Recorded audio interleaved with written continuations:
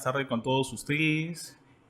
Previo al desarrollo de mi exposición, quiero agradecer al director, al José Antonio Neira Flores, de la Escuela de Formación de Auxiliares Jurisdiccionales y Administrativos de la Corte Superior de Lima, asimismo al amigo Juan Sánchez Córdoba, directo profesor y doctor de la Universidad Nacional Mayor de San Marcos. Asimismo a los amigos que acompañan esta honorable mesa. Pues bien, para poder avanzar con el tema que se me ha designado, quiero primero hacer un análisis en relación a las consecuencias jurídicas del delito. Básicamente, los delitos de corrupción de funcionarios se vienen limitando en lo que nosotros hemos podido notar en relación a la pena privativa de libertad. Lo que quiero el día de hoy abocarme es en relación a la pena de inhabilitación en los delitos funcionariales. Pues bien, básicamente es necesario entender, o básicamente también es necesario tener en cuenta qué entendemos nosotros por inhabilitación. ¿Qué función cumple en el Código Penal y también a nivel jurisprudencial? La pena de inhabilitación es una pena que sirve para privar o restringir derechos civiles, políticos y económicos. La pena de inhabilitación en el Código Penal está recogida en el artículo 36 del Código Penal hasta el artículo 40. Es necesario tener en cuenta esta definición porque la inhabilitación cuenta con dos clases, una principal y una accesoria. Principal, aquella que se encuentra dentro del tipo penal en la parte especial del Código Penal, por ejemplo, peculado, y accesoria, es decir, se deriva, es decir, accede a la inhabilitación principal, circunstancia que voy a tocar cuando nos referamos al Acuerdo Plenario 2/2008 que habla sobre los alcances o que nos señala los alcances de la pena de inhabilitación.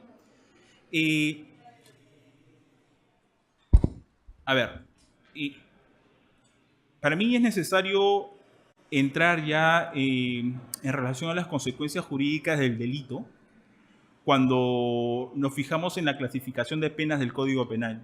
Si ustedes han podido revisar, el artículo 28 no solamente cuenta con las penas privativas de libertad, restrictivas de libertad, limitativas de derechos, la pena multa, o lo último que existe, la de vigilancia electrónica.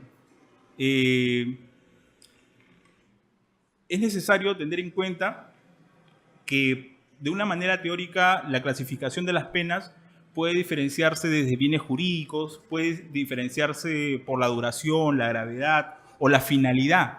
Sin embargo, yo considero que hay tres puntos de vista importantes para poder clasificar las penas dentro del catálogo del Código Penal.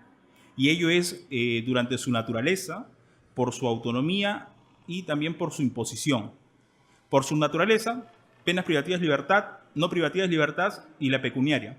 Privativa de libertad, temporales, no privativa de libertad, la pena multa, y la pecuniaria que también está enmarcada dentro de la pena multa. Dentro de la autonomía o dentro de la autonomía de penas, encontramos penas principales y accesorias. Principales, ténganse en cuenta que son las que se encuentran dentro del tipo penal y accesorias son las que van a ir derivadas. La clasificación de acuerdo a su imposición, existe tres diferencias: únicas, conjuntas y alternativas. Únicas, por ejemplo, la encontramos en el delito de homicidio. El que mata a otro señala la pena será privativa de libertad. Conjuntas, es decir, por ejemplo, el peculado. Dentro de ella no solamente encontramos una pena privativa de libertad, sino también encontramos la inhabilitación, la pena multa y la pena privativa de libertad. En este caso, cuando hablamos de penas conjuntas, el juez no tiene otra opción que aplicar las tres penas. Cuando hablamos de penas alternativas, las penas alternativas, como su nombre lo señala, puede ser aplicada una u otra. Por ejemplo, si nosotros revisamos el artículo 114, referida al autoaborto, se señala que bien puede aplicarse la pena privativa de libertad o la prestación de servicios comunitarios. A ver,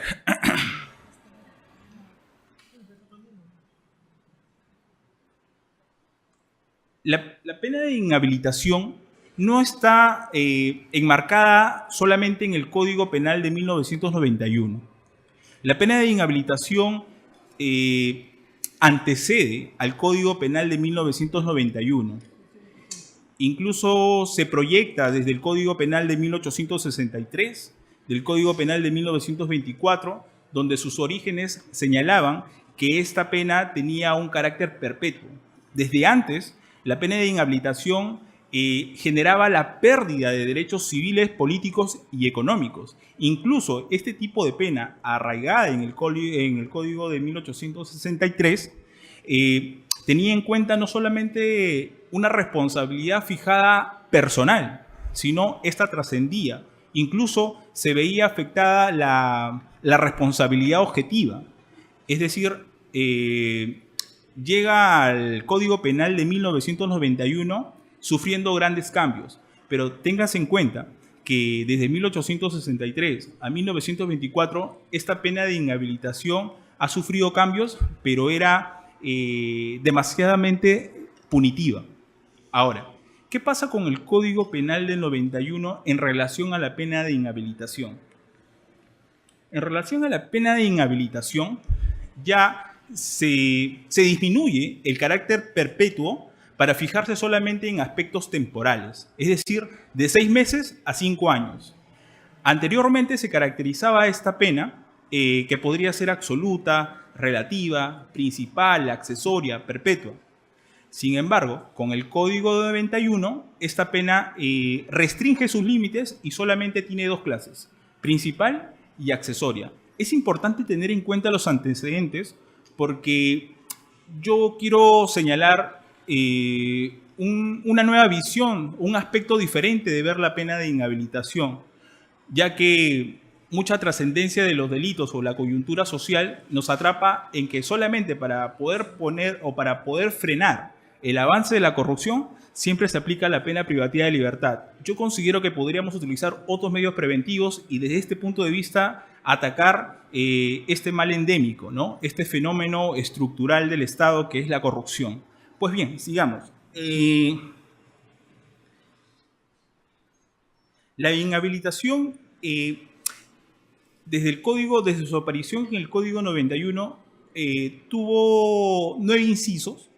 Dentro de ellos señalaba la privación del cargo, señalaba también la suspensión de los derechos políticos, la incapacidad para ejercer por cuenta propia o por intermedio de terceros, la incapacidad para el ejercicio de la patria potestad, la suspensión o cancelación de algunos derechos de armas de fuego, para la autorización o para aportar armas de fuego.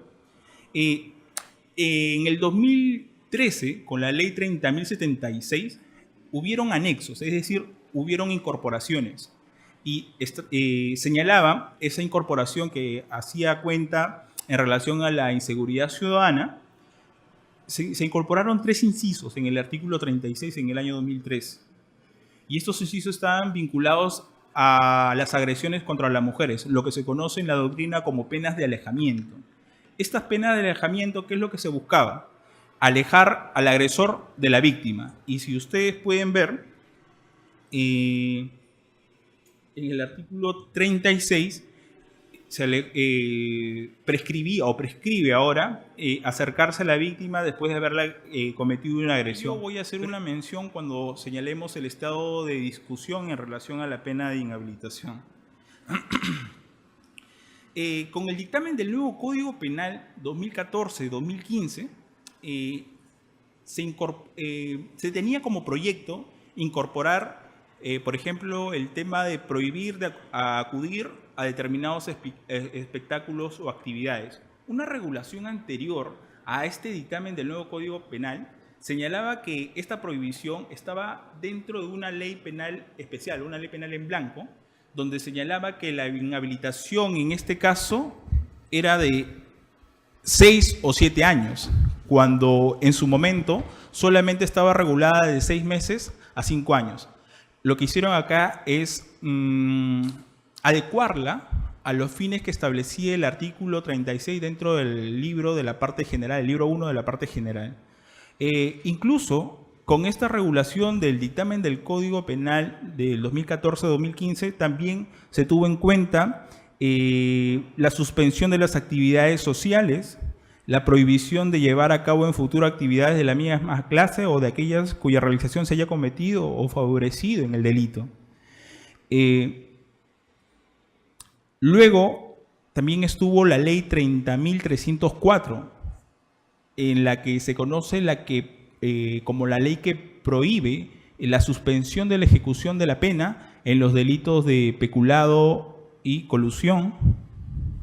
La ley 30.407, ley de protección animal y bienestar animal, que incorpora en el actual Código Penal del 91 incapacidad definitiva o temporal para la tenencia de animales. Es decir, contábamos con 9 incisos, ahora contamos con 13, además de las penas de alejamiento que les señalé hace un momento. Ahora último, el 22 de octubre del 2016, el decreto legislativo 1243 modificó la estructura con la que inició la pena de inhabilitación en el Código Penal del 91. Dentro de ello es ampliar el plazo de duración de la pena de inhabilitación, incorporar la inhabilitación perpetua y crear un registro único de inhabilitados. Es decir, debido a los casos que sucedieron en el gobierno de Kuczynski, inicialmente lo que se buscó era agravar, es decir, dar de alguna u otra manera autonomía a la pena de inhabilitación para frenar estos avances de corrupción. Este decreto legislativo 1243 extiende la inhabilitación entre 5 a 20 años en los delitos de concusión, cobro indebido, colusión simple y agravada, peculado doloso, culposo, peculado de uso. Asimismo, señala inhabilitación perpetua cuando la conducta recaiga sobre programas con fines asistenciales de apoyo o inclusión social o de desarrollo, y también cuando el agente actúe como integrante de una organización criminal. Asimismo, cuando señalaba sobre los fines asistenciales, siempre que el valor del dinero, bienes, efectos o ganancias involucrados supere las 15 UIT. No debe perderse de vista que se crea un registro único de condenados inhabilitados. La pregunta es si eso se mantiene activo, si eso está funcionando. De que se ha creado un registro, sí, pero ¿existe una efectividad, es decir, una realización en relación a esa creación de registro?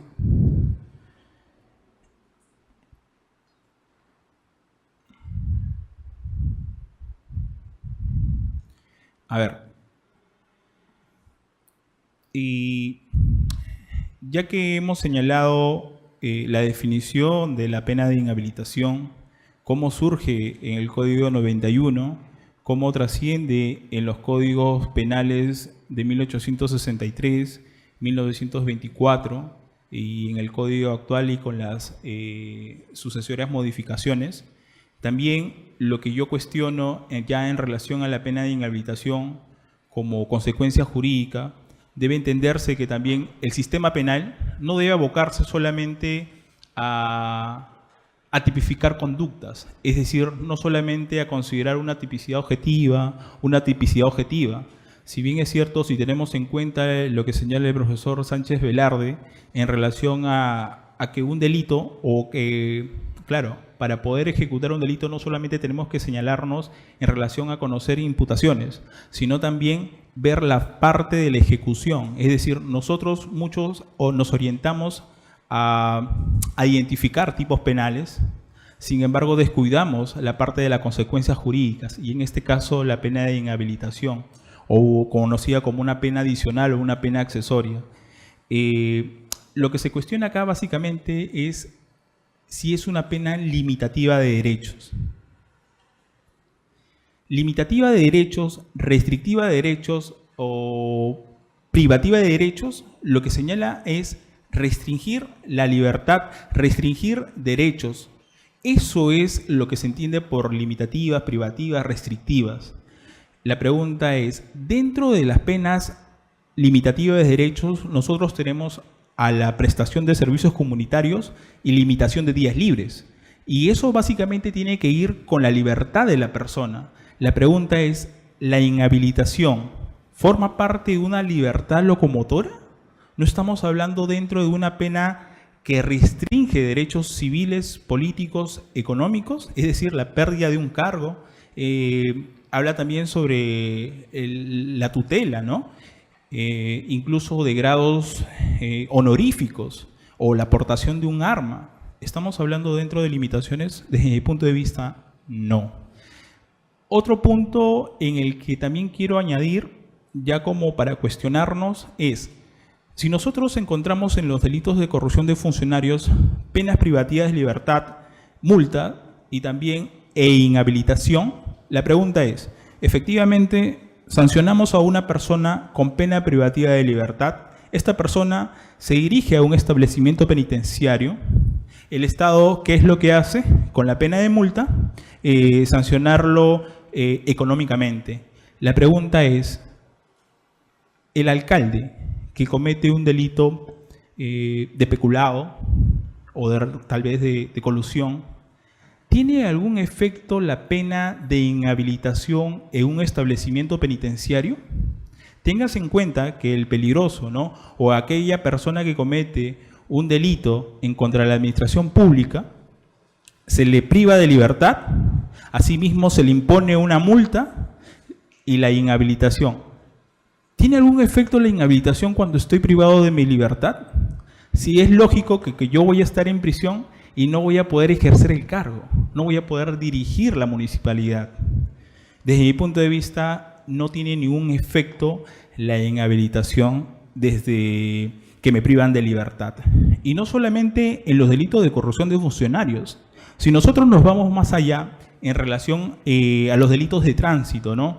Aquella persona que en estado de ebriedad comete un delito, atropella y fallece la persona. Efectivamente, me voy a prisión, homicidio culposo, me multan, además hay una reparación civil de por medio.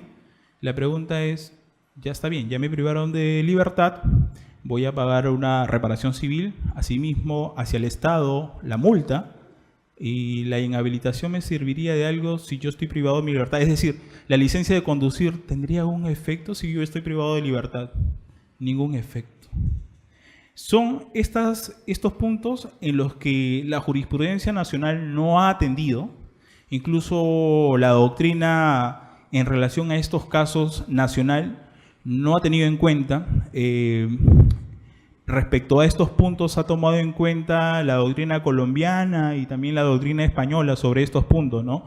Porque para poder frenar o para poder utilizar situaciones en las que sirvan para prevenir, ya no solamente desde el aspecto del sistema penal, sino también desde el aspecto criminológico, es prevenir. Y no se previene solamente con una pena privativa de libertad, sino también pueden existir otros tipos de pena. Ahora otra cosa. Cuando nosotros nos fijamos en el libro 3 del Código Penal en relación a las faltas, vamos a poder nosotros tener en cuenta que se sanciona con prestación de servicios comunitarios y también con penas multa. La pregunta es, en las faltas también hay agresiones, en las faltas también hay excesos de velocidad. La pregunta es, eso que existe como penas de alejamiento en las agresiones, ¿podríamos incorporarlas a las faltas? Es decir, ¿podría yo, si bien es cierto lo que generalmente, porque estamos en un sistema nacional, solamente se aplican delitos y las faltas no tienen un debido tratamiento de nuestro sistema penal? La pregunta es, ¿sería posible aplicar esas penas de alejamiento que están en el artículo 36 del Código Penal? Es decir, no acercarse a la víctima, no ir a establecimientos penitenciarios, y las faltas solamente tengan en cuenta que tienen la prestación de servicios comunitarios y las multas. Aquella persona que sufre una agresión o que está en un exceso de velocidad, como señala el del artículo 440 hacia adelante, ¿podría incorporarse las penas de alejamiento? Ahora, otro punto.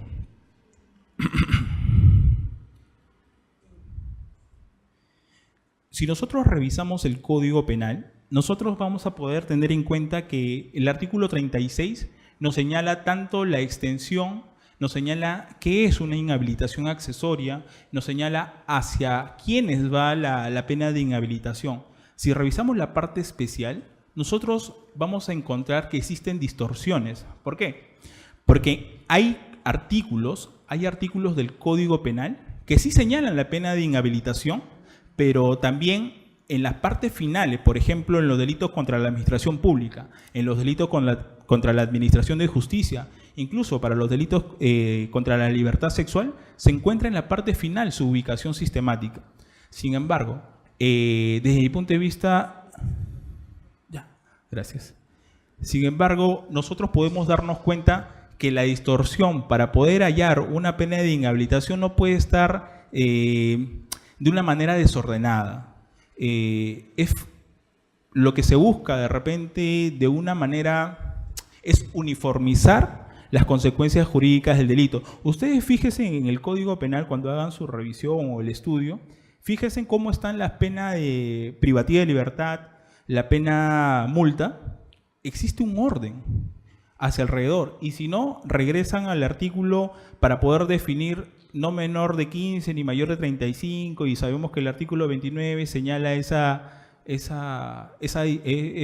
asunto, ¿no? Sin embargo, en relación a la pena de inhabilitación, si bien es cierto, existen en algunos tipos penales, pero también existen en las partes finales de cada título o capítulo del Código Penal.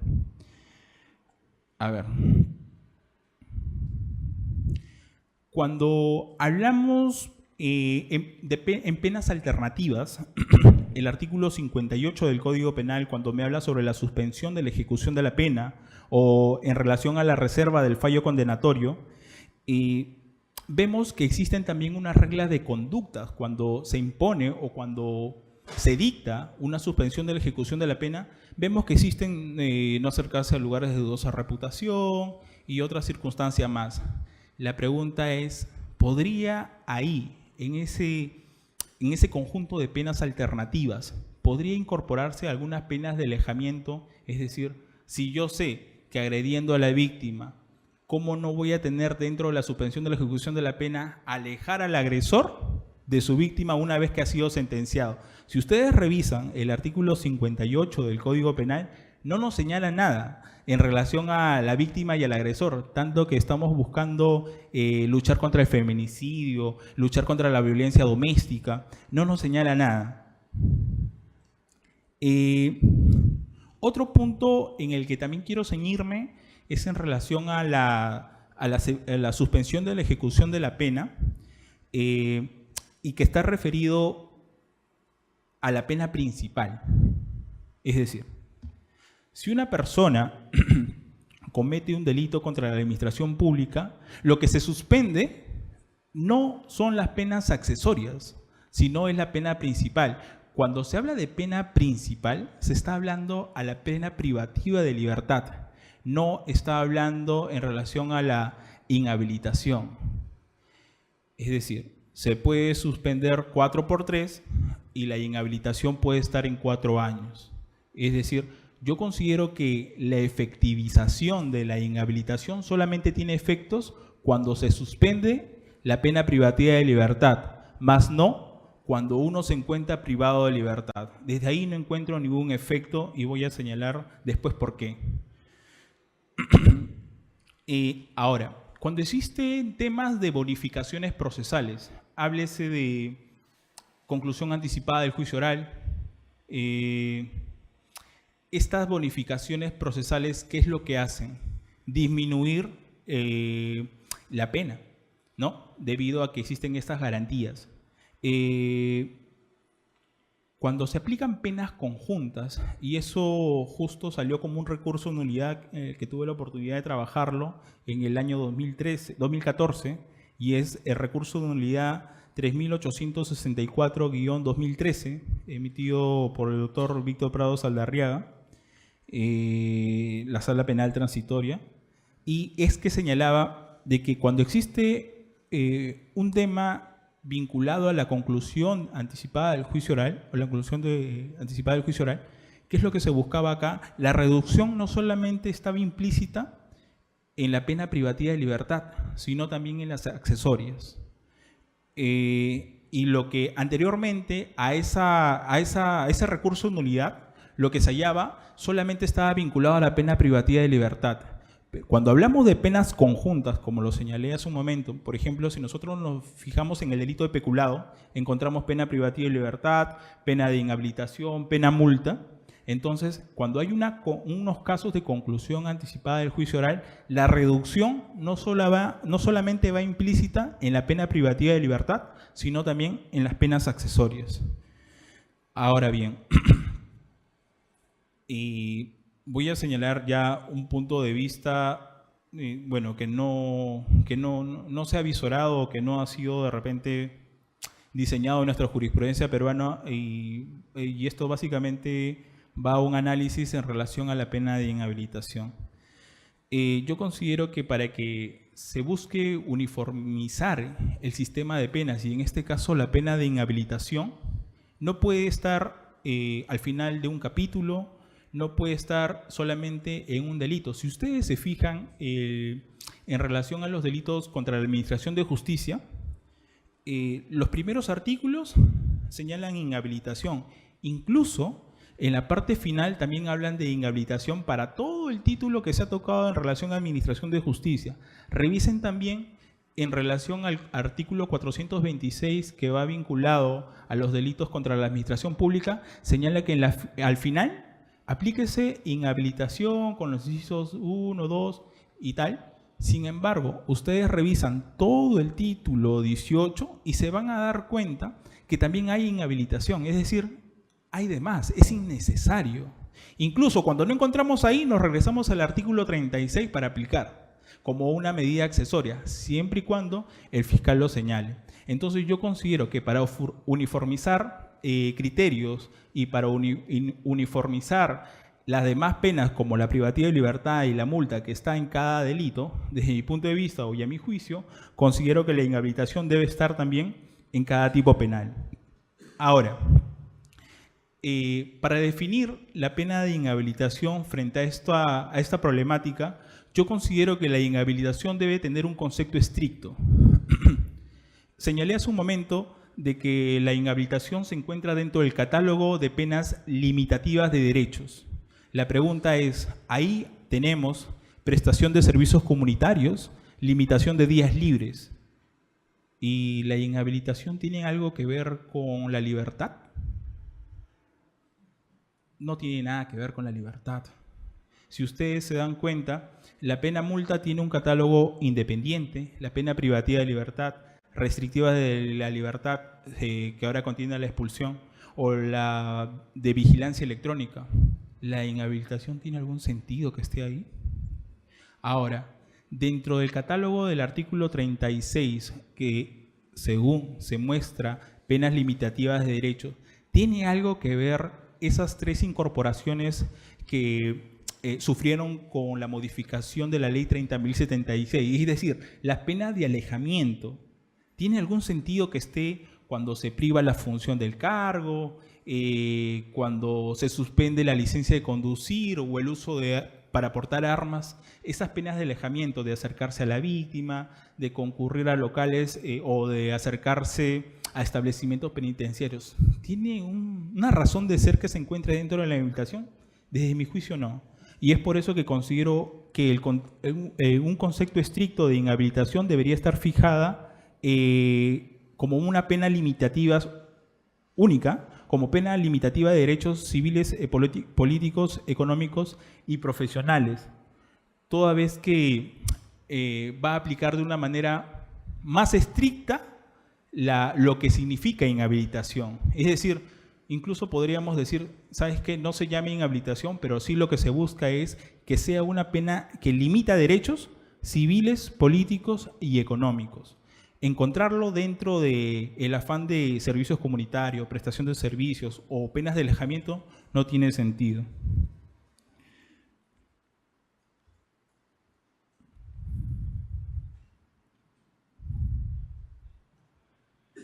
Eh, en relación a lo que señalaba sobre la problemática de las faltas se encuentran reguladas desde el artículo 440 al artículo 444. Incluso ellos tienen su propia regulación. En las faltas está bien señalado que no es punible la tentativa, solo responde el autor. Las penas a imponerse son en este caso limitativa de derecho, que es la prestación de servicio comunitario, y la multa. La acción penal prescribe en relación a la multa 1 año y cuando exista reincidencia es 2 años. Entonces ahí tenemos lesión dolosa, lesión culposa, maltrato, agresión, hurto. La pregunta es, podríamos decir, el beneficio en relación a estas faltas, yo considero que podría entrar a tallar lo que son estas penas de alejamiento. No acercarse a la víctima, en caso de agresión, en caso de hurto simple, ¿no? Si han hurtado de repente en un lugar, yo no quisiera que esta persona se acerque a ese lugar en el que ha cometido el hurto, ¿no?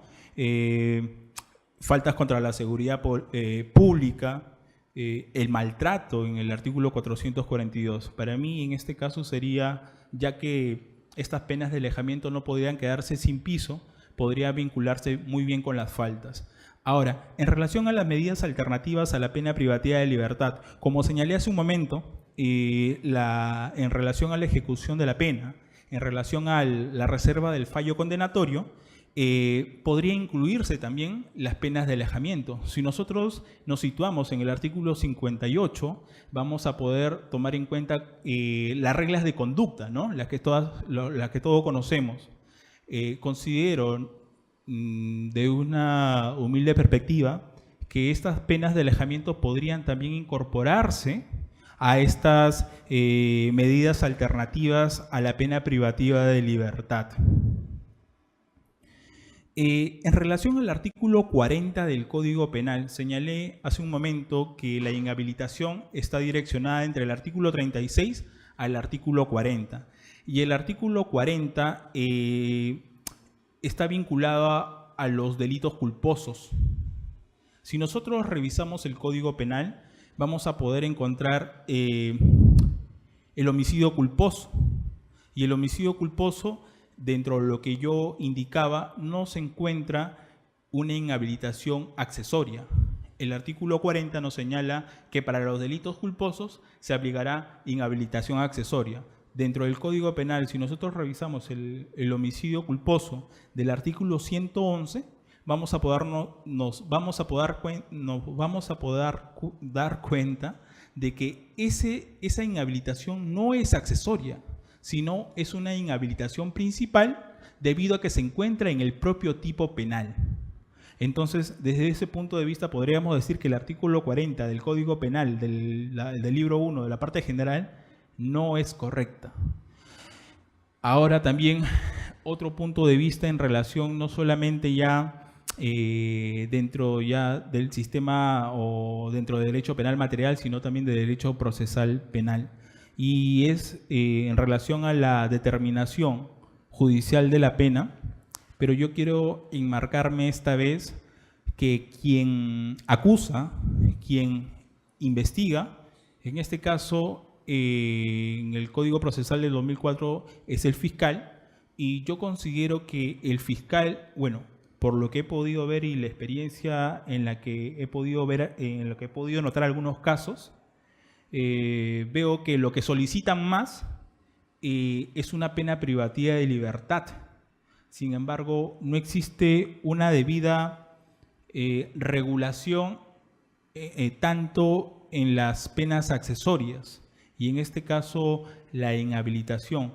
Pero la pregunta es, ¿la inhabilitación tiene algún sentido cuando me privan de libertad? No. Entonces, para poder determinar judicialmente la pena, es necesario que también se tenga en cuenta las penas accesorias. Si bien es cierto, se encuentra una medición de pena privativa de libertad hasta los 35 años o cadena perpetua, la inhabilitación también tiene límites. Incluso ahora de 5 a 20 años también existe perpetua y fácilmente se puede aplicar la determinación judicial de la pena.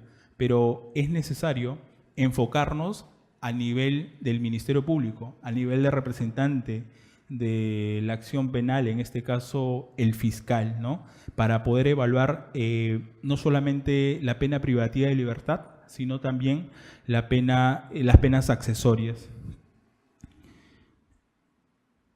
Ahora, en relación al cuestionamiento que nos hacíamos, si la inhabilitación tiene algún efecto cuando estoy privado de libertad, lo que yo propongo es lo siguiente, ¿no? Anteriormente lo que se daba era en el sistema unitario de penas, solamente era pena privativa. Con el código de 1924 ingresaba lo que era el sistema vicarial, que vinculaba a la pena y a las medidas de seguridad. Además, tenía en cuenta que éstas se sumaban, es decir, concluía pena privativa de libertad, me imponían, porque era un peligroso, y veían que no había cambiado mi cosmovisión en relación a lo que yo quería hacer, también consideraban que era peligroso y me aplicaban una medida de seguridad. Es decir, ustedes saben que la medida de seguridad puede ser una internación o un tratamiento ambulatorio. En ese tiempo se aplicaba una pena privativa de libertad y también se aplicaba una medida de seguridad de internación o internamiento. A esto voy. En el Código Penal de 1924 había lo que se conocía como una inhabilitación posterior. Pero esa inhabilitación posterior estaba sumida ya desde una privación de libertad, es decir, de la libertad propiamente dicha, y también de la suspensión de derechos civiles y políticos. Incluso la pérdida del ejercicio, no solamente del derecho, sino también del ejercicio, la pérdida incluso de la patria potestad. Entonces, eso es lo que existía con el Código Penal de 1924 y también lo que se conoce como una inhabilitación posterior. Lo que yo propongo es lo siguiente, incluso para evitar los casos de inhabilitación perpetua. Incluso han considerado que los delitos de corrupción pueden ser comparados con los delitos de lesa humanidad. A mi juicio, si bien es cierto, estamos ante un mal no solamente estructural, no solamente sistémico, considero que existen otras maneras de ver a la corrupción. Lo siguiente, acá no se está, con la pena privativa de libertad, si bien es cierto, se está desligando al sujeto que ha cometido un delito o un acto de corrupción, se está colocando en un establecimiento penitenciario. Lo que yo propongo es que la inhabilitación no genere ya un internamiento, sino la inhabilitación como pena que limita derechos civiles, políticos y económicos, ya no abarque también la internación o la privación de libertad, solamente la suspensión de derechos civiles y políticos. Un ejemplo, el médico que ocasiona la muerte se le priva de libertad y saben ustedes que después de haber privado de libertad también se le inhabilita y cumple su pena en un establecimiento penitenciario. Sin embargo, fácilmente después puede volver a la actividad. Lo que yo propongo es lo siguiente, que esta persona, después que ha cumplido una pena privativa de libertad, la inhabilitación no se le ponga inmediatamente, es decir, como pena conjunta no, sino que después de haber cumplido la pena privativa de libertad, se le imponga una inhabilitación posterior, pero solamente para suspender sus derechos civiles, políticos o económicos. Es decir, no es un doble delito, no es una doble sanción. Lo que se cuestionaba con el Código Penal de 1924 era de que además de privar la libertad, con la inhabilitación estamos con la internación como medida de seguridad, se estaba buscando también afectar los derechos del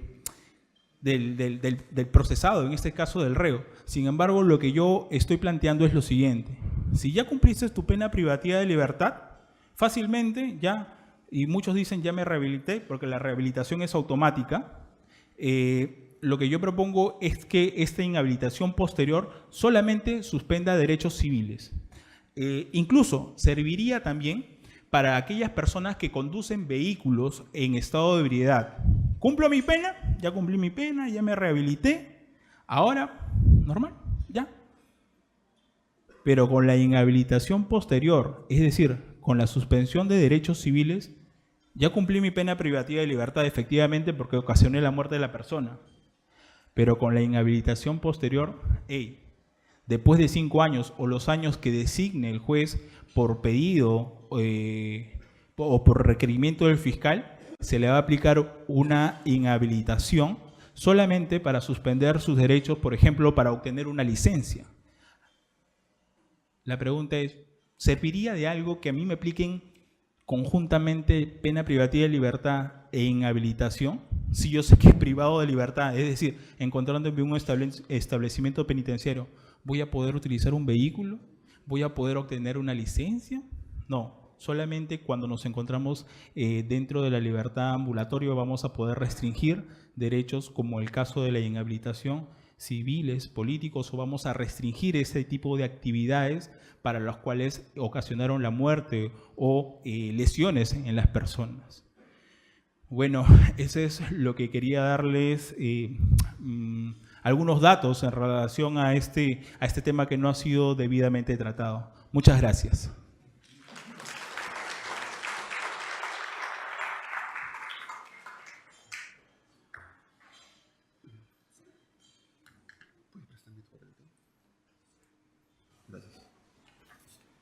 Muy buenas ya noche con todos. Antes que nada quisiera agradecerles por la paciencia de estar presentes hoy el día. Hoy es jueves de patas, pero estamos aquí, ¿no? Agradecerles por ese espacio. También agradecer al doctor Neira nuevamente por concederme el honor de poder participar en este ciclo de conferencias. Es muy importante estos espacios, como siempre lo indico, porque ayudan mucho al tema del debate. Ya el doctor Yarlequé nos ha explicado una problemática muy interesante y poco tocada sobre las penas de inhabilitación en el marco de lo que vienen a ser los delitos de corrupción y creo que eso ya es un gran aporte, ¿no? Igualmente agradecer al doctor Juan Sánchez Córdoba, que fue el que nos presentó, y finalmente agradecer a EFAJA por este espacio y también al doctor Quispe por tener la paciencia de hacer de panelista sobre los temas a tocar, ¿no? Dicho ello, muchas gracias, el tema que me ha traído o que se me ha asignado para poder conversar hoy, trataré de ser también resumido sobre este tema, es el cohecho pasivo propio. Específicamente, uno de los elementos del cohecho pasivo propio que ya fue analizado en el Acuerdo Penario 1 del 2005, que viene a ser este elemento aceptar, ¿no?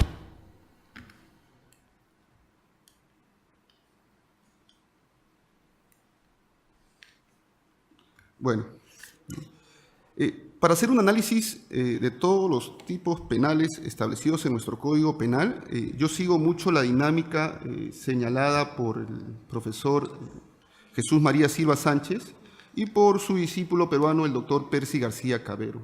¿Cuál es? Que para realizar un análisis de cualquier tipo penal, primero que tenemos que establecer cuál es el bien jurídico penalmente protegido. Y hablo de bien jurídico penalmente protegido porque bienes jurídicos hay en todos los ámbitos de nuestro ordenamiento jurídico, ¿no? Tanto sea administrativo, tanto sea civil, pero específicamente en nuestro caso el penal. Y en lo que viene a ser el cohecho pasivo propio, para no estar saliéndonos un poco de las distintas posiciones que existen sobre el bien jurídico penalmente protegido, la doctrina mayoritaria, y específicamente nuestra jurisprudencia, establece que el bien jurídico protegido para el delito del cohecho pasivo propio viene a ser la imparcialidad en la actuación administrativa, es decir, que el funcionario servidor público actúe de forma imparcial. Ese es el bien jurídico que se trata de proteger. Sin embargo, y a fin de especificar a mayor detalle lo que viene a ser el bien jurídico penalmente protegido, yo parto de la posición de que específicamente lo que se protege en el ámbito de lo que viene a ser el cohecho pasivo propio es el no direccionamiento de la actuación por parte del funcionario a través de un incentivo externo. Es lo que se conoce como no privatizar tu actuación. Oye, funcionario, no privatices tu actuación, no te valgas de tu actuación a través de un beneficio o una dádiva de un tercero, de alguien externo a la administración, ¿no? Yo me acuerdo, y esto como para hacer un paréntesis, en España sucedía un caso como este, que posteriormente fue considerado como cohecho, aunque nuestra regulación no está establecido así, en la cual un estudio de abogados lo que hacía todos los años, llegado Navidad, ¿no?, era ir a repartir su canasta de Navidad por todos los juzgados penales en dicha localidad, ¿no? Y los abogados repartían su canastita, señor juez del primer juzgado, señor juez del segundo juzgado, señor juez, todos con su canastita. Sin embargo, trataban de establecer si dicho acto podría ser pasible de un delito de cohecho activo, genérico, en específico, ¿no? Y no se adecuaba a ningún tipo penal, porque para establecer ello, como vamos a tocar dentro de otros elementos, se tiene que indicar que el funcionario tenga, en el marco de sus funciones, un deber para con el ofrecimiento o el pedido realizado por este particular o externo, ¿no? Y sin embargo, como no sucedía eso, dicha conducta resultaba siendo atípica. Sin embargo, posteriormente se reguló de forma genérica el cohecho como cualquier aceptación de un beneficio por parte de un tercero, sin que necesariamente el funcionario tenga que realizar a futuro una actuación. Basta que tú recibas un beneficio de un tercero, para la legislación española ya era cohecho, ¿no? Algo que, como he indicado, se escapa del entendimiento del bien jurídico que hemos nosotros definido. El siguiente elemento, que viene a ser el sujeto activo del delito de cohecho, ya lo he indicado, viene a ser básicamente el funcionario servidor público, ¿no?, que tenga dentro de lo que viene a ser sus deberes generales o deberes específicos una administración vinculada, valga la redundancia, dentro de lo que viene a ser la administración pública. Y digo lo que viene a ser un deber genérico específico porque ha sucedido casos o hay casos en la jurisprudencia en la cual ha existido mucho debate. Les voy a poner dos ejemplos para ver cómo consideran ustedes si estamos ante un cohecho o no estamos ante un cohecho. Y estos son casos de la vida real que los he tomado básicamente de lo que viene a ser la jurisprudencia española. No piensen que estoy leyendo algo, un autor, otro autor, ¿no? Yo también he escrito un artículo sobre esto en este librito de comentarios sobre los acuerdos plenarios y estoy como que refrescando la memoria del artículo que escribí, ¿ya?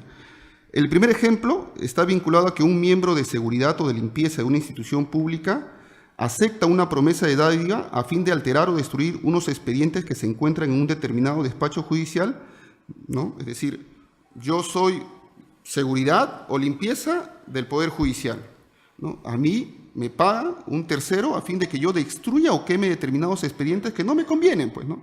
Oye, mañana sale una sentencia y no me conviene que estos expedientes estén ahí. Tú, limpieza, o tú, señor de seguridad, quémalos, pues. Toma, te doy 1000 solcitos, quémalos, ¿no? Y efectivamente el señor de limpieza o el señor de seguridad quema dichos expedientes, ¿no? Estamos ante un cohecho. El otro ejemplo, que también sale de lo que viene a ser la jurisprudencia española, dice: se ofrece dinero a 2 agentes de la Guardia Civil, que vendrían a ser efectivos policiales, para que ayuden a introducir ilegalmente en España importantes cantidades de tabaco, ya que, dice, aunque no tenían encomendada la vigilancia de aduanas, en su condición de efectivos policiales, les ayudaban para facilitar la entrada de lo que vienen a ser las drogas. ¿Qué quiere decir esto? Yo soy efectivo policial, ¿ya? Yo no tengo, en el marco de mis funciones, el deber de supervisar qué bienes están ingresando a mi país. Sin embargo, como yo soy efectivo policial, a mí nadie me va a revisar, pues, ¿no? Me guardo un paquetito acá, otro paquetito acá, camino bien, paso y nadie me revisa. En este segundo supuesto, también nos encontramos ante un delito de cohecho, ¿ya? ¿Qué dice la doctrina normalmente sobre el delito de cohecho? Y esto lo dicen también para el delito de colusión, para el delito de negociación incompatible, entre otros delitos. Que el funcionario tiene que tener un deber específico, vinculado a la actuación que va a faltar o que va a infringir. En el caso, que es más claro, por parte del miembro de seguridad imaginemos, del Poder Judicial que quemó los expedientes, ahí el miembro de seguridad ni siquiera tenía un deber genérico de cuidar o vigilar o supervisar que los expedientes no sean dañados. Por ende, dicha conducta no podría encajar dentro del delito de cohecho, No puede, ¿no? Podría ser otro tipo de delito, ya veremos cuál, pero cohecho, delito contra la administración pública, no es, porque no tenía ni un deber específico, ni tampoco un deber genérico de resguardar, de cuidar que con los expedientes o que los expedientes no le suceda algo. Ya, no era su deber. Ahí no estamos ante un delito de cohecho pasivo propio. En el otro ejemplo, en el ejemplo del efectivo policial que ayuda a ingresar droga a nuestro país, ¿estaríamos ante un delito de cohecho pasivo? Igualmente, la doctrina, como he señalado, establece que tiene que haber un deber específico. Sin embargo, era función del efectivo policial supervisar, ¿no? Supervisar que no ingrese drogas, es decir, que trabaje en aduanas, que no ingrese drogas a nuestro país. No, específicamente no. Para eso hay trabajadores de aduanas, ¿o no? Los trabajadores de aduanas se encargan de supervisar que efectivamente esté ingresando a nuestro país productos que no sean droga, pues. Entonces, doctor, ¿archivamos el caso por el delito de cohecho? No. El efectivo policial también tiene un deber genérico. Si ustedes van al artículo 166 de nuestra Constitución Política, ¿qué indica? La Policía Nacional tiene por finalidad fundamental garantizar, mantener y restablecer el orden interno, ¿no? Prestar protección y ayuda a las personas y a la comunidad, garantizar el cumplimiento de la ley y seguridad del patrimonio público o privado y previene, investiga y combate la delincuencia. Como el efectivo policial tiene un deber genérico establecido en nuestra Constitución de vigilar que no se cometan hechos delictivos, es combatir la delincuencia, con su actuación el efectivo policial está infringiendo un deber genérico, cuál es de que no se cometan actos ilícitos, porque él mismo lo está cometiendo.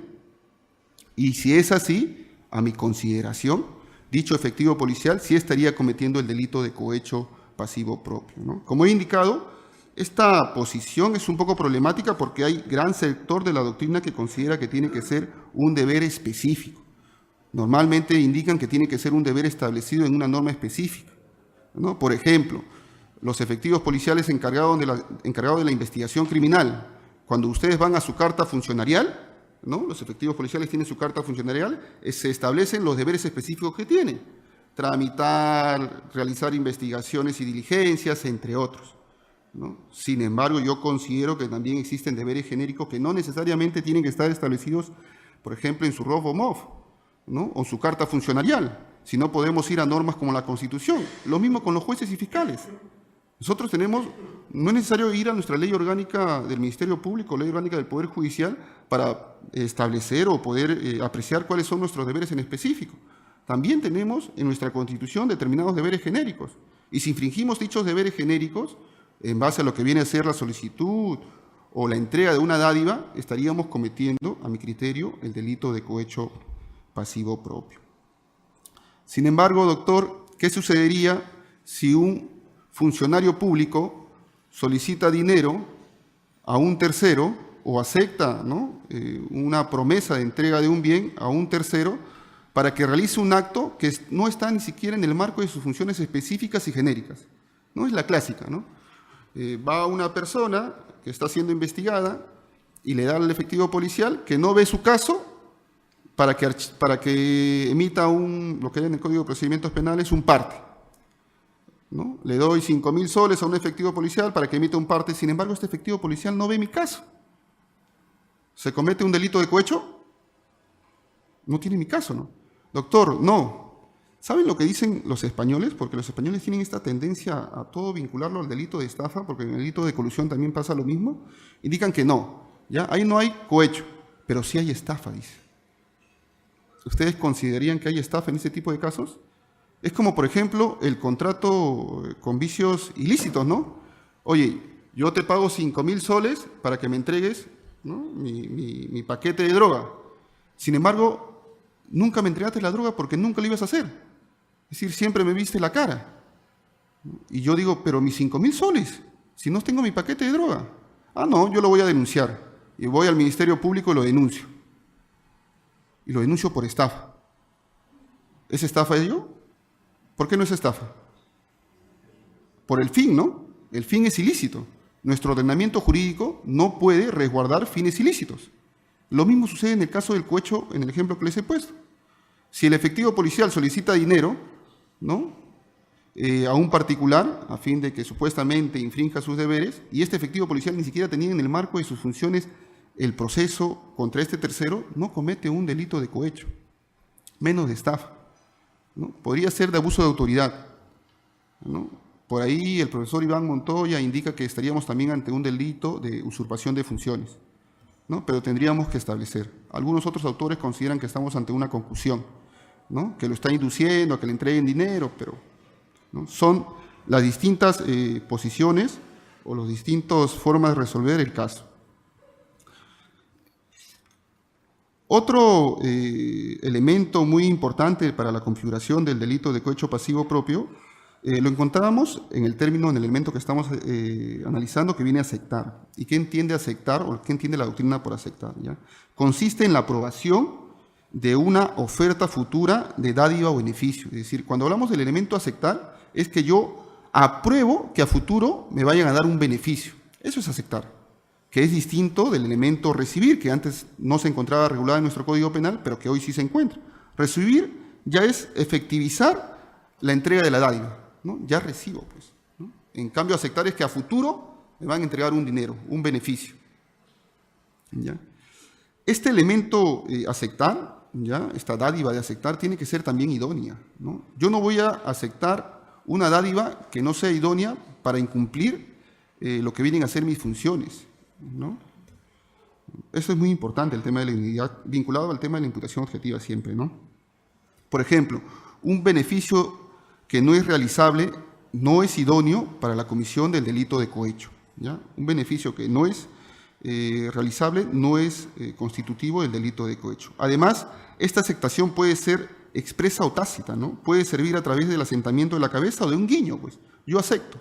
Como yo le decía esto en el delito de colusión, existen determinados, por ejemplo, instituciones o ámbitos institucionales de la administración pública, el cual está muy corrompida, ¿no? Donde ya todos saben que cada funcionario tiene su precio, donde yo no necesariamente tengo que esperar que el efectivo policial me diga sí, ¿no? Dame ese dinero, o sí, acepto tu promesa de dinero, sino que ya está tan corrompida que ya uno sabe cuál es el precio de cada efectivo policial o cada funcionario. Voy, le entrego el dinero y ya sé que a futuro ese efectivo policial va a emitir una resolución o va a emitir un acto que me va a favorecer. Sucede eso, ¿ya?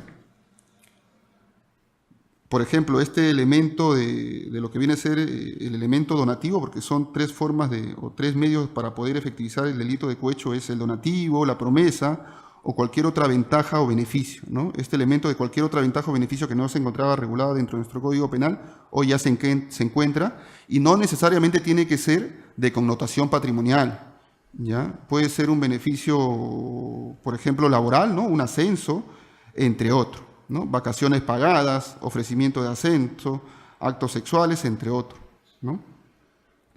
Nuestra jurisprudencia también ha establecido en lo que viene a ser este mecanismo, que viene a ser donativo, promesa o cualquier otra ventaja, que tiene que ser real, concreta, objetiva y precisa, ¿no? Eso ya lo ha establecido nuestra doctrina. Existe también, se puede decir, discusión en cuanto al monto del beneficio.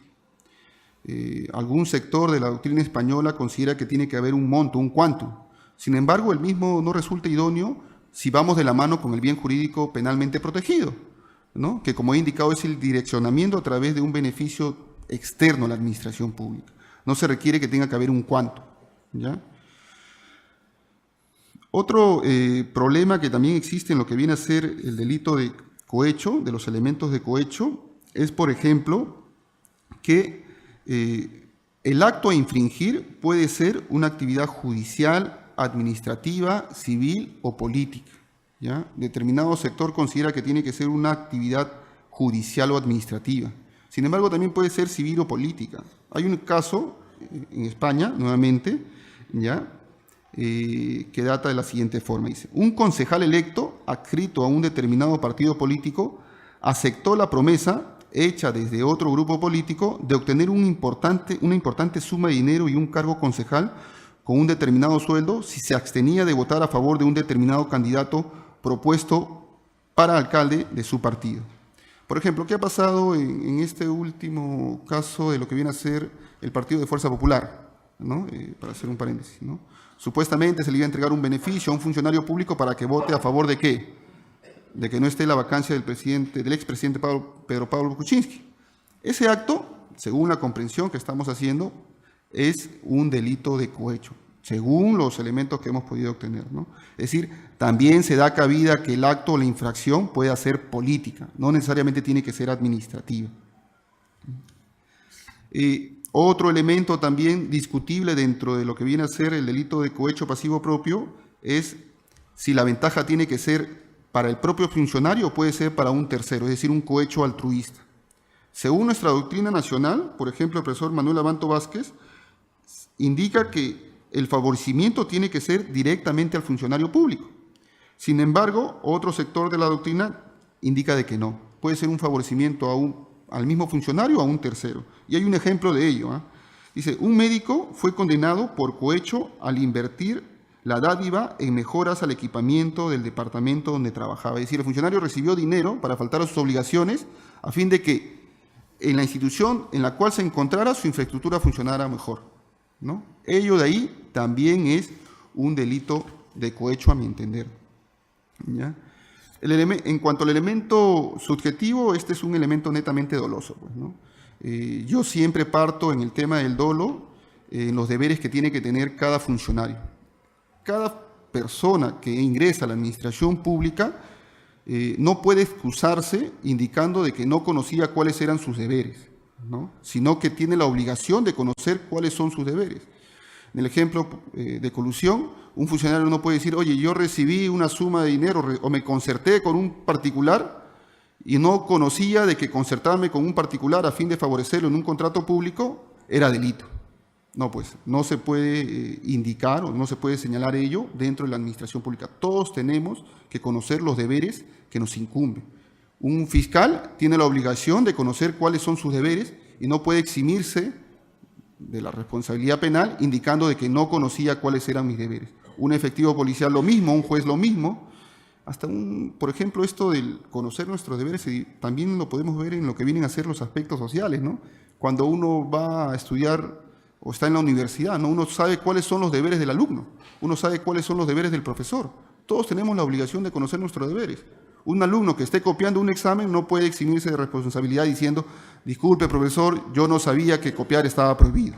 No, pues, cada persona que asume un determinado rol dentro de nuestra sociedad tiene la obligación de conocer cuáles son sus deberes, ¿no? Lo mismo en nuestro presente caso. En el cohecho, un funcionario no puede eximirse de responsabilidad o no puede indicar que no conocía cuáles eran sus deberes de funcionario y que recibir una dádiva o un beneficio por parte de un tercero era delito. No, pues, eso también es pasible el delito de cohecho pasivo propio. En lo que viene a ser la autoría y participación, también encontramos algunos problemas en lo que viene en el delito de cohecho pasivo propio. Nuestra actual regulación permite de que el delito de cohecho se cometa de forma directa o indirecta. Este indirecto, ¿qué quiere decir? Valerse de un tercero, ¿no? Esto, por ejemplo, en los casos de Odebrecht, ¿no? Normalmente para cometer este tipo de delitos, un personaje de alto nivel no va a ir a relacionarse directamente con el agente corruptor para recibir la dádiva, pues. Normalmente yo mando a un tercero, ¿no? Yo me valgo de un tercero, ¿no? Oye, ve tú, que eres mi brazo derecho, bueno, y realiza las tratativas pertinentes. Al acuerdo que tú llegues, yo lo asumo, ¿no? Por ejemplo, este es un problema que se da mucho en el delito de colusión y que existe por parte de la jurisprudencia o de algunos jueces, el tratar de establecer de que la colusión tiene que ser directa, como si fuera un delito de propia mano, ¿ya? No puede ser, lo mismo en el cohecho, no necesariamente tiene que ser un delito de propia mano. Yo me puedo valer de un tercero, yo puedo encomendar a un tercero a que realice o concretice el acto de corrupción. Oye, ve tú por favor, coordina con él y el acuerdo al que tú llegues es mi acuerdo, ¿no? No se puede eximir de responsabilidad al funcionario indicando de que no fue él directamente quien aceptó el acuerdo. Eso no lo comparto. Igualmente existen problemas en lo que viene a ser los órganos colegiados, ¿no? Normalmente se parte de establecer que de los delitos de infracción del deber son delitos en los cuales solamente cabe el título de imputación a grado de autoría. ¿no? Normalmente uno ve en la jurisprudencia y también ve en la doctrina que el título de imputación en los delitos de infracción del deber son de autoría. Sin embargo, ello de ahí choca mucho con lo que vienen a ser la responsabilidad en el ámbito de órganos colegiados, por ejemplo, los comités de selección, ¿no? Choca mucho ahí. Hay sector de la doctrina, como por ejemplo Blanco Cordero, entre otros, que consideran de que sí podría ser pasible el delito de cohecho, el delito diré de cohecho en grado de coautoría. Lo mismo en colusión, yo también comparto esa posición. ¿Qué pasa ahí? Yo considero que este es el órgano colegiado que está, no sé, adscrito a 3 personas, ¿no? El deber o la decisión que toma el órgano colegiado no debe ser entendido de forma particular, como la decisión que tomara cada uno de los funcionarios que integran este órgano colegiado, ¿no? Sino que el deber parte del entendimiento en su conjunto. Oye, nosotros, los deberes o las potestades que te damos a ti, es en el marco de un órgano colegiado. Tu decisión debe entenderse como conjunto. Aquí no estamos hablando de lo que viene a ser la responsabilidad solidaria en el ámbito administrativo, sino que los deberes entendidos dentro de un órgano colegiado se reparten y son uno a la vez, ¿no? Y la decisión que tome uno o que tome otro vincula a los demás. Y los demás tienen que realizar determinados actos o funciones a fin de que no se infrinjan sus deberes. En lo que viene a ser la forma de ejecución, y ya para acabar, para que el doctor Quispe nos pueda plantear algunas problemáticas sobre lo que hemos indicado, yo considero que, a diferencia del gran sector de la doctrina que considera que estamos ante un delito de mera actividad, que sí cabe la posibilidad de tentativa, ¿no? Que sí cabe la posibilidad de tentativa. Llegar a un acuerdo, señores, no es llegar a un acuerdo en un solo acto. ¿Qué pasa normalmente con los actos de corrupción? ¿No? Se tienen que dar tratativas. Oye, dame 1.000, no, pues te doy 800, ya, 900. Esas tratativas, como todavía no hay un acuerdo concreto, no acarrean, se puede decir, irresponsabilidad por parte del sujeto activo. Yo considero que en ese acto sí habría tentativa, ¿no? A diferencia del gran sector de la doctrina que dice que es un delito de mera actividad, por ende, sí o sí tiene que haber un acuerdo y con el acuerdo ya se consuma el hecho delictivo, ¿no? He querido de ser bien concreto, ¿no? Discúlpenme si he suprimido muchos elementos del delito de cohecho pasivo propio. Sin embargo, por el tema del tiempo he tratado de hacer eso, porque yo sé que a las 7 tenemos otra conferencia y que ustedes están sentados para esperar la otra conferencia y nos están acompañando previamente a esto, ¿no? Sin embargo, yo he querido tratar de ser concreto. Ya creo que el doctor Yarlequé nos ha dado muchos, justo ha venido creo que el ponente, nos ha dado muchos alcances sobre los temas de corrupción de funcionarios, ¿no? Les concedo el paso al doctor Quispe para algunas palabras. Muchas gracias ante todo por la paciencia, muchachos.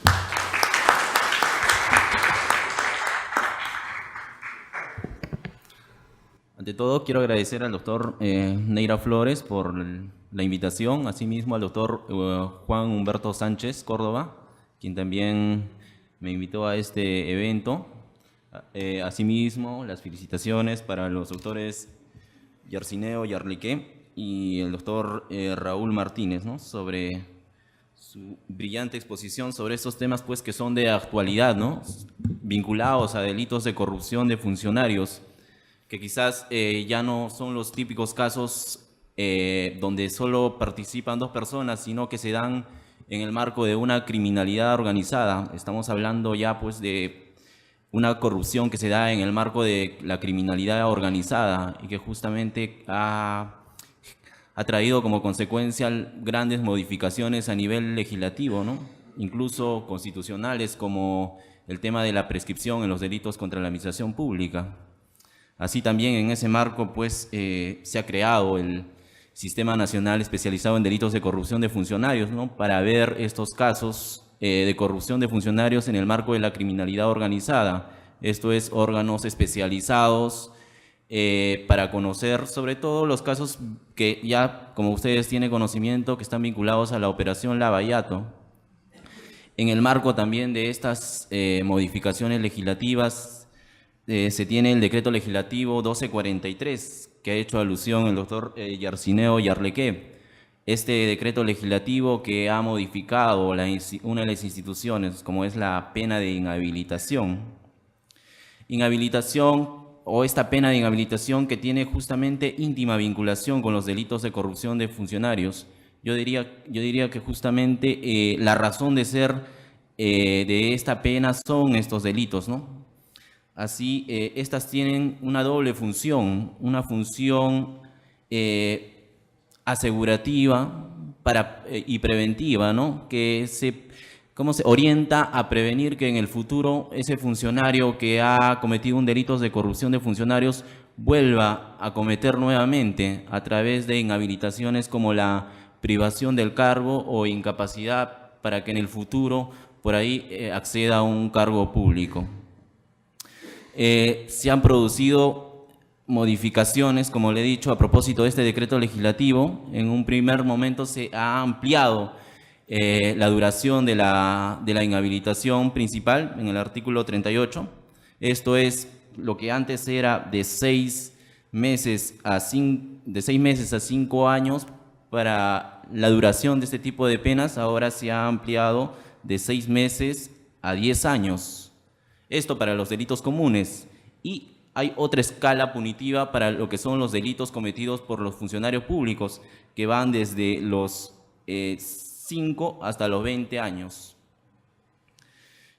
Sin embargo, yo advierto acá, ha habido una deficiencia legislativa, ¿no? Una observación que hago. Por ejemplo, se ha dado recientemente la creación del delito de cohecho pasivo propio en el ejercicio de la función policial. Sin embargo, si nosotros vemos, este delito no se ha incorporado en el catálogo de delitos donde se establece que la pena de inhabilitación será de 5 a 20 años. No está. Si ustedes verifican el segundo párrafo del artículo 38, no lo van a encontrar. Quizás advertimos ahí un olvido por parte del legislador, y entonces podemos decir, ¿qué plazo de duración vamos a imponer en esos casos? Pues en atención al principio de legalidad tendríamos que imponer el plazo establecido de 6 a 10 años. Ciertamente hay una contradicción, ¿no? Cuando este tipo penal quizás es más grave que el propio cohecho pasivo propio, que tiene una pena de inhabilitación de 5 a 20 años. Pues bien, muchas de las modificaciones legislativas a veces también no encuentran coherencia, ¿no? Como las que hago mención. Ahora también la inhabilitación, si bien es cierto, implica la privación, suspensión de determinados derechos, ¿no? Derechos civiles, derechos económicos, derechos profesionales. Sin embargo, hoy en día se ha ido ampliando la afectación de ciertos derechos. Por ejemplo, ahora se ha incorporado el tema de que el autor de determinado delito se le prohíbe el acercamiento a la víctima, o se le prohíbe la residencia en un determinado lugar, lo cual ya incluso afectaría a derechos más allá de los económicos, profesionales, y no estaríamos hablando de una afectación a derechos como el de la circulación o derechos de residencia, que incluso podrían confundirse, como bien lo anota el doctor Yarcineo, con el tema de las reglas de conducta, cuando se impone una pena privativa de la libertad y se le da la suspensión bajo determinadas reglas de conducta, ¿no? Podría haber ahí una duplicidad en cuanto a este tipo de sanciones. Pues bien, sobre esta pena yo tengo algunas interrogantes al expositor. Por ejemplo, la primera interrogante es, pues bien, sabemos nosotros que esta pena de inhabilitación se impone con las sentencias. Sin embargo, existen mecanismos que nos permiten de alguna u otra manera no esperar a que recién en una sentencia a ese funcionario que ha cometido un delito se le prive del cargo, sino que existen medidas autosatisfactivas, como anota el doctor César San Martín, a través de las cuales incluso dentro del proceso se le puede suspender temporalmente a este procesado, ¿no? Estamos hablando de la medida de suspensión preventiva de derechos, que tiene íntima vinculación con la pena de inhabilitación, ¿no? Sobre este punto quisiera preguntarle cómo es que establece ese tipo de relación el doctor Yarcineo Yarlequé entre la pena de inhabilitación y la suspensión preventiva de derechos, ¿no? Como medida coercitiva, como medidas que se encuentran dentro de las medidas coercitivas previstas por el Código Procesal Penal, previstas en los artículos 297 a 301. Y en esa misma línea, o sobre ese punto también, advierto que hay varias medidas que son medidas de suspensión preventiva de derechos que ha previsto el legislador. Sin embargo, quizás una podría ser, y que no se ha previsto, y que de repente podría ser útil en el contexto en el que vivimos. Por ejemplo, ahora se acercan ya las elecciones municipales y regionales, y entonces uno podría decir cómo una determinada persona que tiene un proceso penal por delitos de corrupción de funcionarios se le permita postular a un cargo público. Y el legislador obviamente no ha previsto esta circunstancia como una medida de suspensión preventiva de derechos, que podía haberlo hecho, ¿no? Como una provisión temporal a esta persona para que se le impida el acceso a un cargo público. Pues bien, la pregunta sería si usted consideraría conveniente o no incorporar esta medida como medida de suspensión preventiva de derechos. Otra interrogante que yo le propongo es, bueno, tenemos la inhabilitación principal y la inhabilitación accesoria. La inhabilitación principal que se encuentra en los determinados tipos delictivos, ¿no? Por ejemplo, en el delito de colusión, que se hace mención a la inhabilitación de los incisos del artículo 36, incisos 1, 2 y 8. Sin embargo, ¿qué pasaría si, aparte de estas modalidades que he enunciado, el 1, el 2 y el 8, se encuentra que habría otra modalidad, otro tipo de incapacidad que también sería adecuada imponerle a esta persona que es procesada por un delito de corrupción de funcionarios? ¿Podría acumularse a esta inhabilitación, o podría conjuntamente ponerse una inhabilitación principal? A esa inhabilitación principal, una inhabilitación accesoria por otras modalidades que no ha previsto el legislador. O sea, en el ejemplo que le pongo, el delito de colusión, la inhabilitación principal es por el artículo 36, incisos 2 y 8. Pero ¿qué pasa si, por ejemplo, sería adecuado también el inciso, imponerle la inhabilitación del inciso 4? Esto es privarle o incapacitarle para que ejerza en el futuro su profesión. ¿Sería posible esto? Pues bueno, esas serían las interrogantes en cuanto a este punto, ¿no? Ahora, en cuanto al delito de cohecho pasivo propio, bueno, lógicamente que también es uno de los delitos de mayor incidencia en nuestro país, ¿no?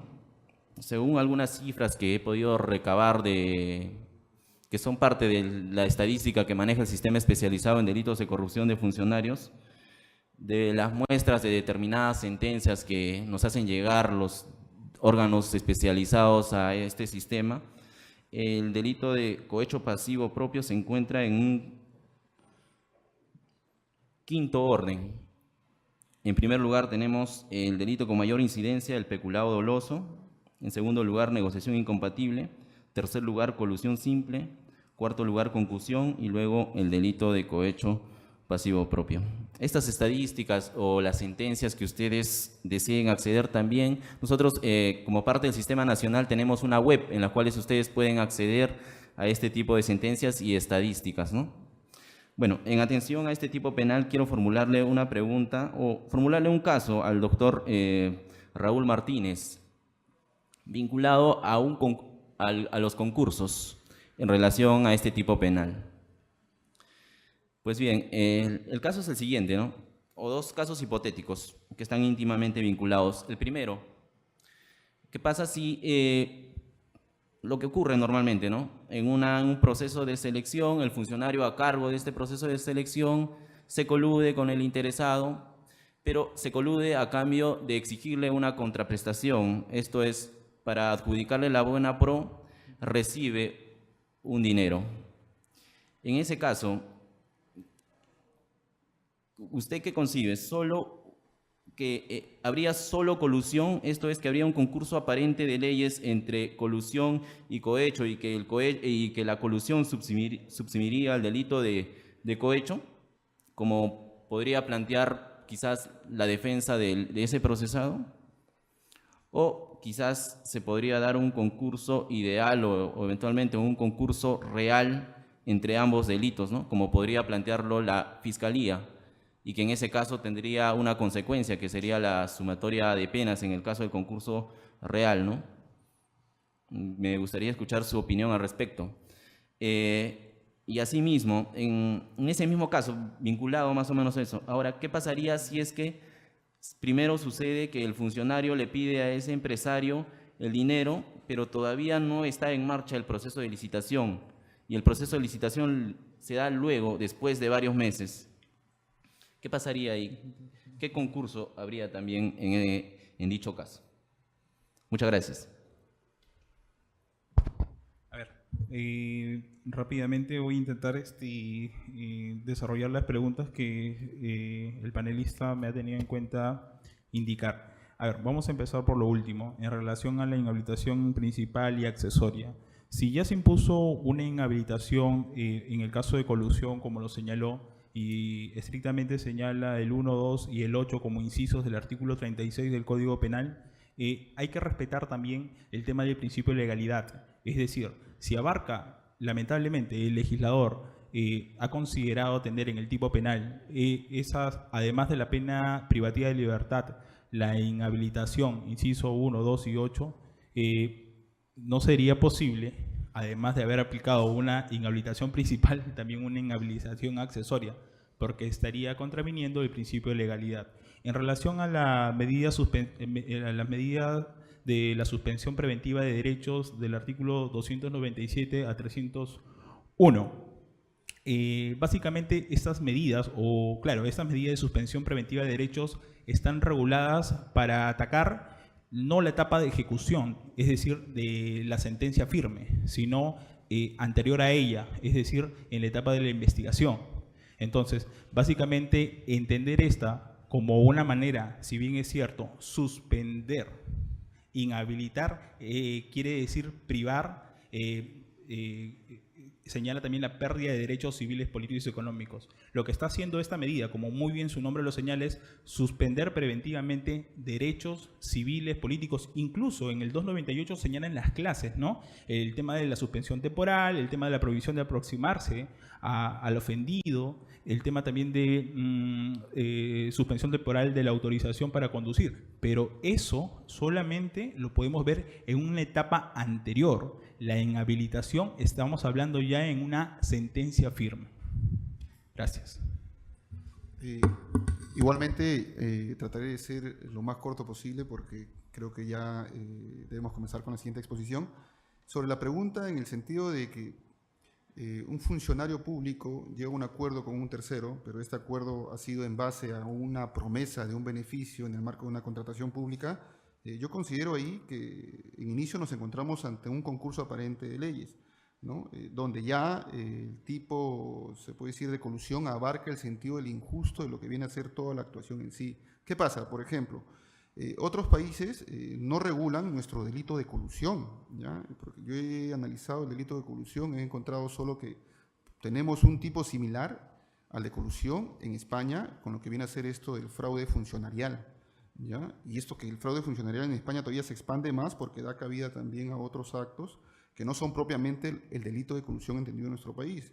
Por ejemplo, Chile no tiene un delito de colusión, Colombia no tiene un delito de colusión. Normalmente, ¿qué pasa en esas situaciones? Normalmente el acto que le he indicado lo llevan por cohecho. ¿Por qué? Porque el cohecho abarca todo, señores, ¿no? Eso yo lo considero en el caso que me ha planteado el doctor, porque ya nuestra legislación, y eso todavía tiene data empírica, el doctor nos ha mostrado una data empírica de cuáles son los delitos que más incidencia tienen en el país. Sin embargo, también la data estadística nos llega a establecer que la corrupción en el ámbito de las contrataciones públicas es el delito que más daño hace a nuestro país. Por eso, el sentido del legislador de querer regular una conducta específica de lo que viene a ser esta concertación entre un funcionario y un particular, un tercero, normalmente un representante de una empresa, en el ámbito de las contrataciones públicas. Eso ha querido regular nuestro legislador. ¿Ha tomado en cuenta que el modelo español? Sí, pero no a plenitud, ¿no? Eso es, y en el segundo punto, ¿qué pasa, doctor, si un funcionario recibe un beneficio, ¿no?, por parte de un tercero a fin de que lo favorezca en un contrato que ni siquiera está en proceso, ¿no? Ni siquiera está, por ejemplo, el requerimiento por parte del área usuaria, ¿no? No hay nada, ¿no? Ahí no habría colusión en inicio, ¿ya? Porque la colusión, para que sea idónea, la idoneidad, lo que siempre tiene que revestir, tiene que ser en el marco de una contratación pública. Puede ser al inicio, puede ser en la fase del mismo proceso de selección o puede ser en la fase de ejecución. Pero si no hay propiamente un proceso de contratación pública, no podría haber colusión. Eso es lo que yo considero, ¿no? Como le digo, no sé si me permite, doctor, ya cerrar, agradecerles, ¿no?, por lo que viene a ser el espacio que nos han brindado, el tiempo que nos han dado. Ya he indicado al inicio que ese es un día de jueves y jueves de pata, ¿no? Sin embargo, los invito a que se queden para poder continuar con la siguiente conferencia, que es una conferencia que sin lugar a dudas nos va a servir de mucho, ¿no? Nos va a servir de mucho en lo que viene a ser nuestras actividades, ¿no? Agradecer nuevamente a Faja por el espacio y le cedo ahí la palabra a la doctora. Si alguien tuviera que hacer alguna pregunta, por favor. Buenas noches ante todo. La pregunta es para el doctor Yarleque Montero. Habiendo conocido los tipos de pena que existen en la sociedad, usted como asesor de la Fiscalía de la Nación y aparte de ser un profesional, ¿qué tipo de penas o medidas sugiere para la sociedad en estos tiempos?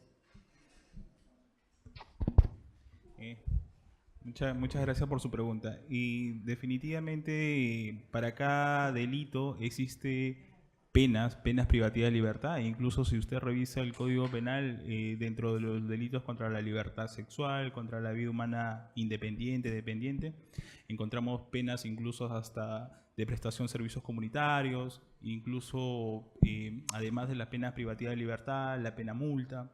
Sin embargo, hay que atender también de que las penas no se aplican porque en sí, sino también así como existe un principio de legalidad para sancionar delitos, incluso para adecuarlos al tipo penal, también existe un principio de legalidad de las penas. Las penas van a ser legales siempre y cuando el tipo penal lo señale. No podemos nosotros agregar o imponer una pena o requerir una pena cuando el tipo penal no lo señale. Solamente será posible, en el caso de la inhabilitación, aplicar una pena accesoria cuando el fiscal lo señale. Y eso no es una invención que hace el Ministerio Público, sino esto ya es doctrina jurisprudencial de acuerdo al acuerdo plenario 02/2008, que nos comenta sobre los alcances de la pena de inhabilitación. Muchas gracias.